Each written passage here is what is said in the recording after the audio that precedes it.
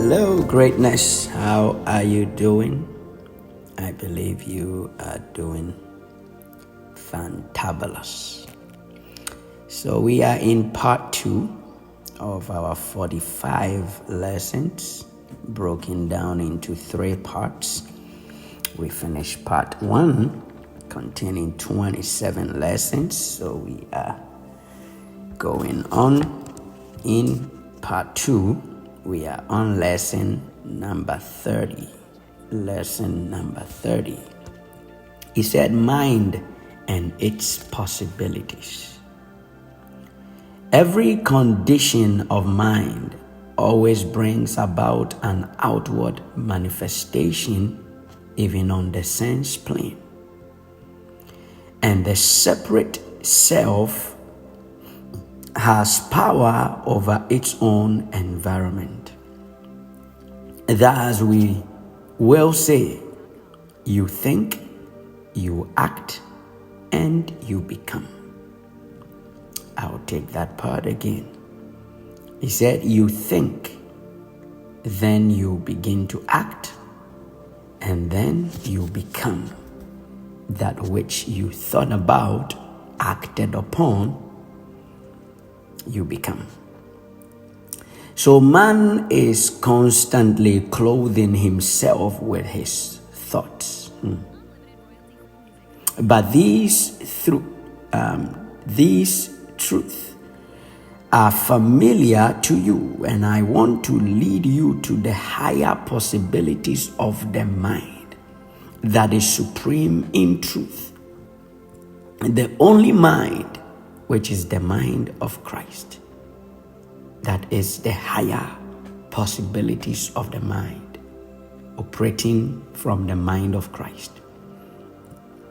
The psalmist, groping after this great truth, cries out, why art thou so heavy, O my soul? For I will yet praise him who is the health of my countenance and my God.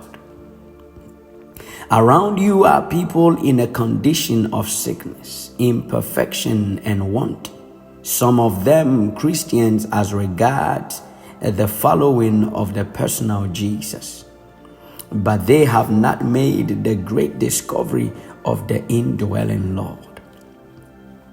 There is no state of ignorance too low for the renewal of mind, of life, and health.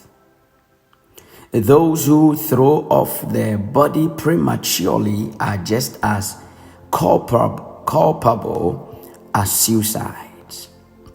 And ignorance is not counted as innocence, since the light is in all men. At some time or other, the knowledge comes. I am speaking now only to readers of this book. For you have no right to allow sin and death to reign in your mortal bodies. The vital question for you is how to become alive to the mind of Christ and dead to the mind of the sense. Let me here say that you have passed from death into life spiritually, but your work is less than half done if you have not conquered death in your body of flesh.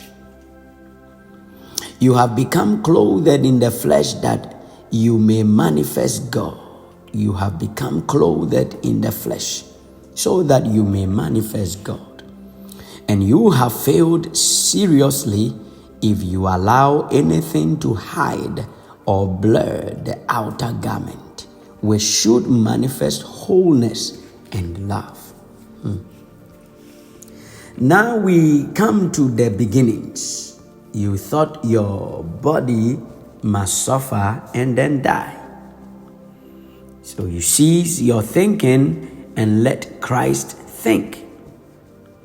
I am come that you might have full, rich, and abundant life. Wherever Jesus went, disease dissolved into nothingness, At his touch, wholeness sprang up. Your body should be willingly laid down when you have learned life's lessons and when you are ready for the interior life. You will not escape the ills of the flesh, even when you kill your present body. If you have failed to obtain your earth experience, for the soul has failed to use its faculties to acquire, to obey some divine law, and therefore loses an opportunity to express divinity, the true purpose of incarnation. There is no finer school for this experience which we set out to gain than this earth life.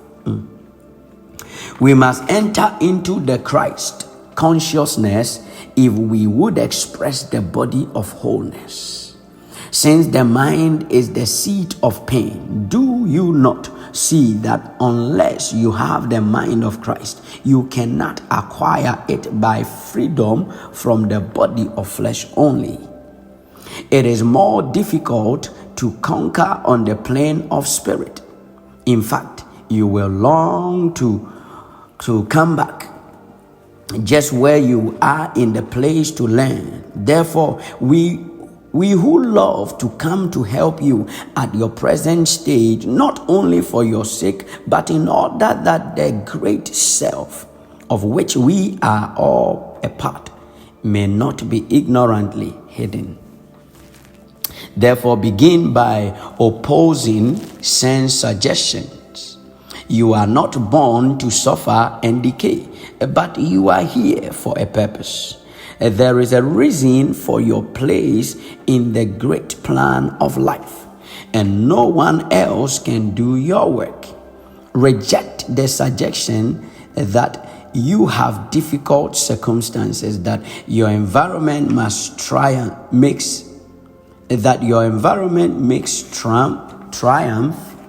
impossible. These very conditions can be made steps of ascent. You can begin now to readjust your life. Every sense suggestion must be reasonably and carefully dealt with, not ignorantly denied, or it will crop up again and again and again. So therefore, answer with patience and sweet reasonableness. You will find that this is the very opportunity for the higher self to speak. Many join with us as you read these words in prayer and strong encouragement that you fail not.